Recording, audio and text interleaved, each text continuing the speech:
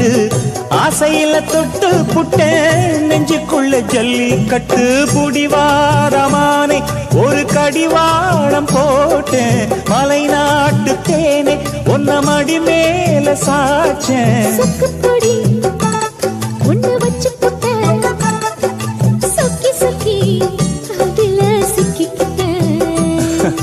கிச்சிலி சம்பா குத்தி எடுத்து மொச்ச குழம்பும் வச்சு எடுத்து ஆமாடி அதுக்காகத்தான்